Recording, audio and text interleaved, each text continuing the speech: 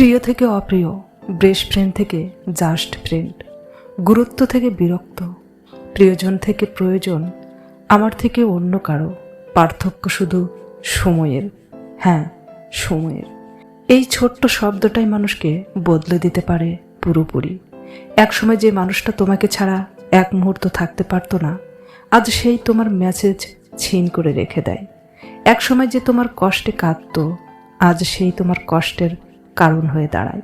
সব কিছু কি বদলে যায়, নাকি মানুষটা আগে থেকেই এমন ছিল, শুধু সময়ের সাথে সাথে তার আসল রূপ সামনে আসে?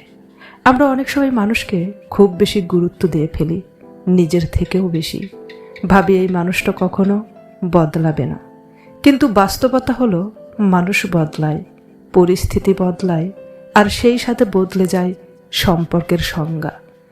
বেস্ট ফ্রেন্ড এক সময় হয়ে যায় জাস্ট ফ্রেন্ড, আর জাস্ট ফ্রেন্ড এক সময় হয়ে যায় পুরোপুরি অচেনা।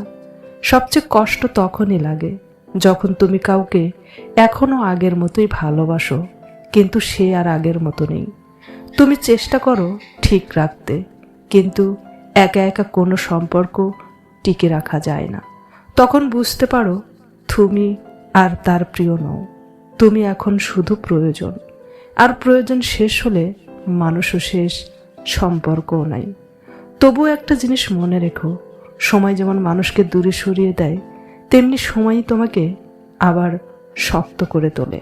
তাই কাউকে হারিয়ে ভেঙে পড়ো না, কারণ কখনো কখনো দূরে চলে যাওয়াটাই ভালো।